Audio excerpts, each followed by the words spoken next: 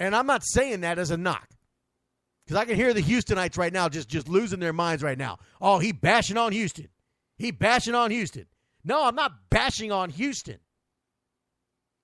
But it's Houston that keeps opening the chops.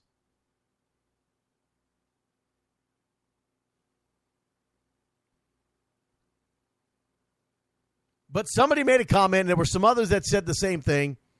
And even after I went on and kind of gave my, quote, opinion on the comments that were being made, because Taifa had nothing to do with it. It has everything to do with inputting the data from the games and the system computing the strength of schedule based on those different aspects.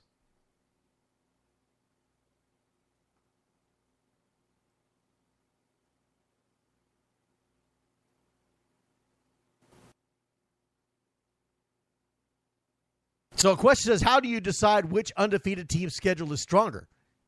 It's based on each game that is played. We explained this during the fall. I did an entire interview with the professor who created this algorithm, who created this computer program that when you input this information, it calculates it. That's why when you first put the first set of games in, that first week, that second week, it's hard to say that, yes, that team is the number one team right now after one or two games, because you still got a whole slate of games to play. The further you get out in the season, the better the calculation is.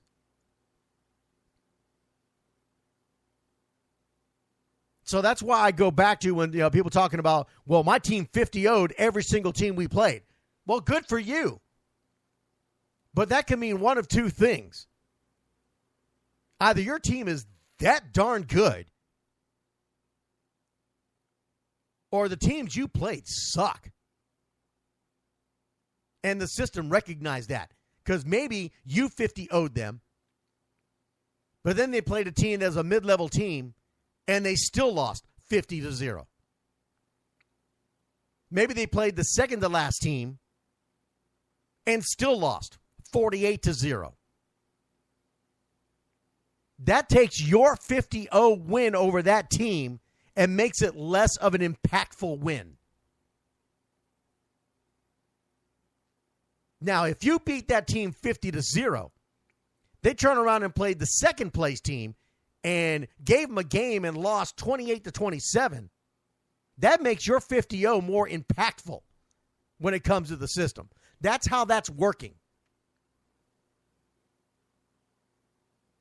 But now it is taking every single team in that midget level and putting it together. It's not separating it from chapter. It's everybody together. When it gets put in, it stacks it up and tells us who's the number one team. Right now, in the midget level, it is the Lone Star Rebels.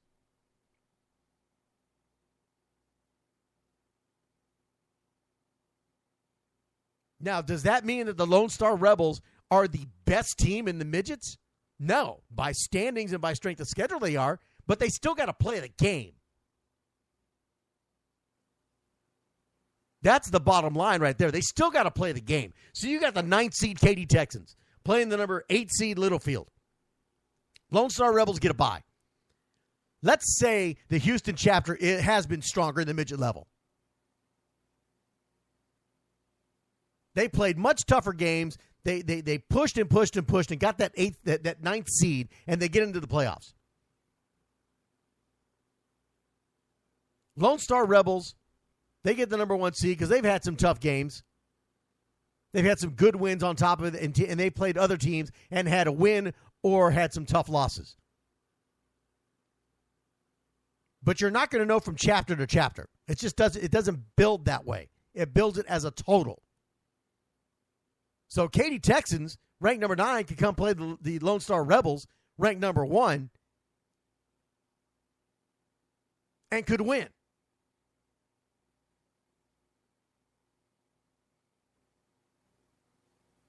Well, that's the point, Al. You're not going to be able to tell the difference, not from chapter to chapter. You want it to separate by chapter, and it's not going to happen. It takes everything into account, not just by chapter.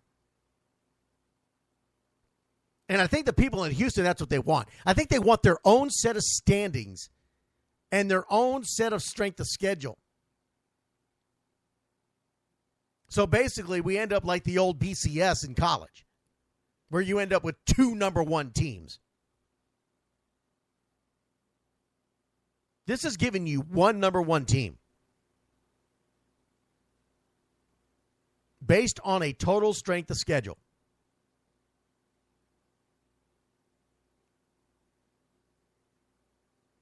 Based on the results of each and every game played. And it worked out last fall. It worked out.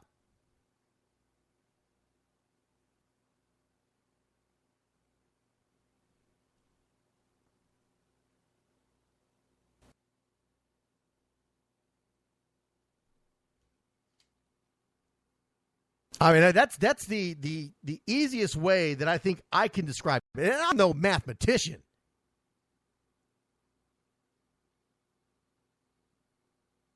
Lord knows I am no mathematician.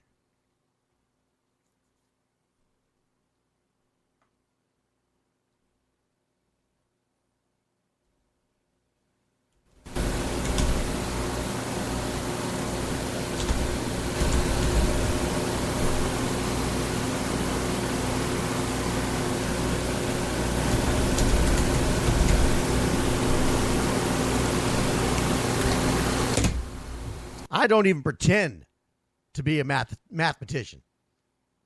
So what this professor's put together, I there's no way I could do it.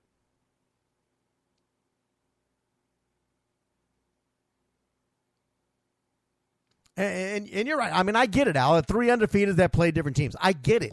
But it's all based on their total play. And, I mean, everybody's play. It's taking into account games that you played against the last place team, how they fared against the second to last team, the third to last team, the middle range team, the second, third place team. It's taking all that into account.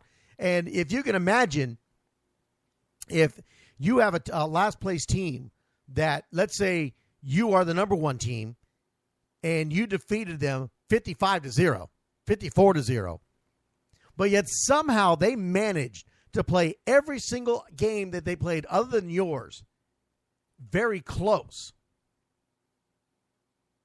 That makes your 50-0 win that much more impactful.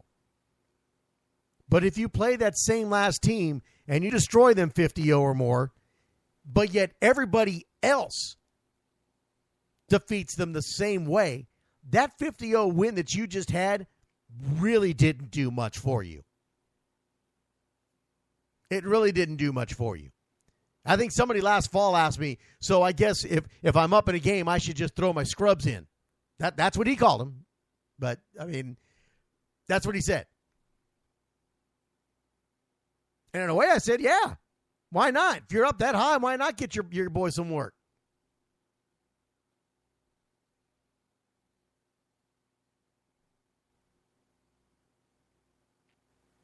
That's the best that I can describe it. Again, I'm no mathematician. I'm no professor of math from a university. I didn't create this algorithm. I don't run this algorithm. All I can tell you is how it was explained to me. I believe it's still up. You can go to the Playoff Reveal show from the last fall. You can probably locate the section where I interviewed the professor, and he gives a great explanation. We even got it on video, I think. I think the video might be even posted on Typha.com, where he's at the whiteboard and he's actually describing how it works.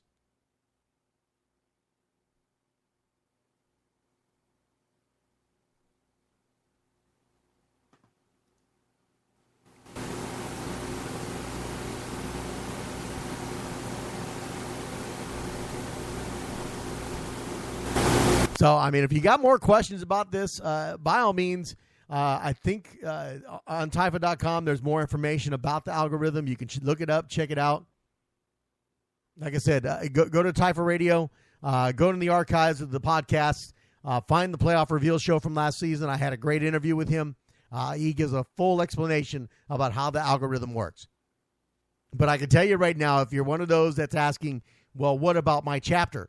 It's not going to separate by chapter. It is doing it as a whole. It's taking into account every single team in that particular age bracket, whether you're in Houston, San Antonio, Austin, RGV, Dallas, whatever.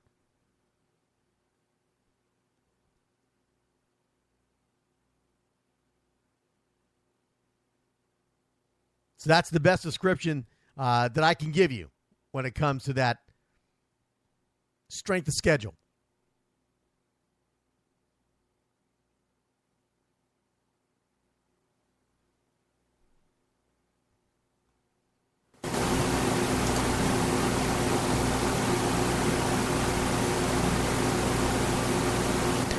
Randall Duhan says they're going to 50-piece the Wildcats.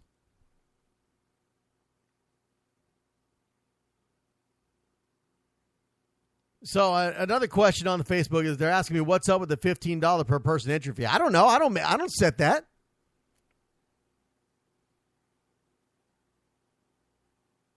I don't set that.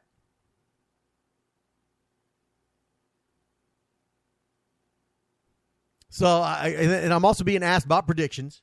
People want predictions. They always want predictions from me. Always looking for predictions. And then when I make a prediction, I start getting the hate mail.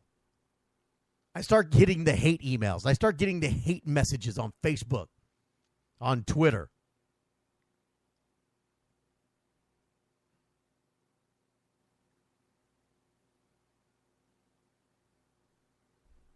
I'll do some predictions. I predict somebody's going to win the championship.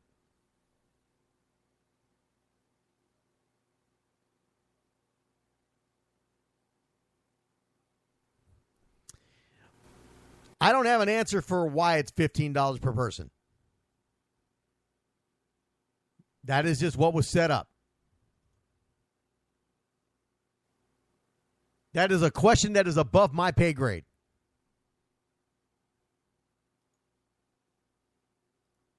As we used to say in the military.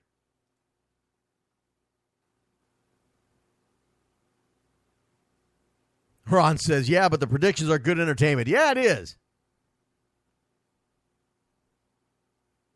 Yeah, people do get butthurt.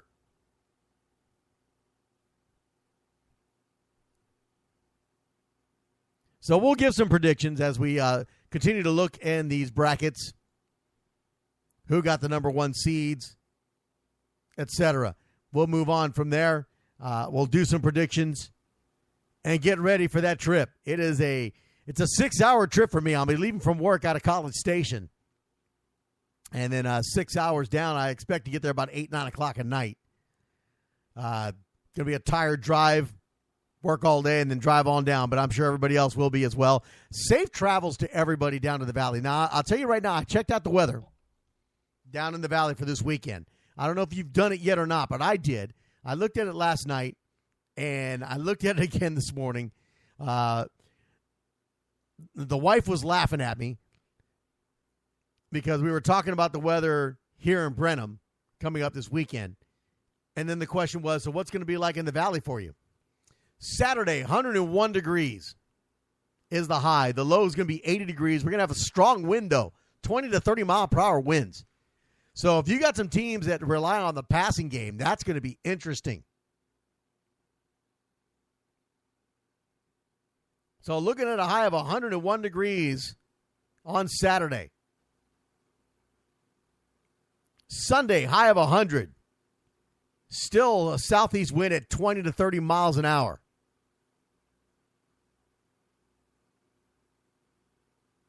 So in true RGV fashion, it's going to be smoking hot in the valley.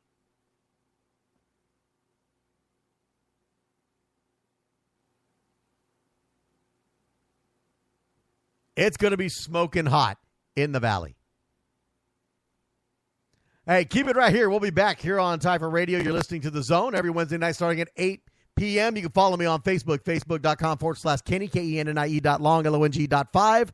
Or you can follow the Typhoon Radio Facebook page at facebook.com/Typhoon Radio. Follow me on Twitter at Kenny Long Radio. Or you can follow the Typhoon Radio Twitter page at Typhoon Radio.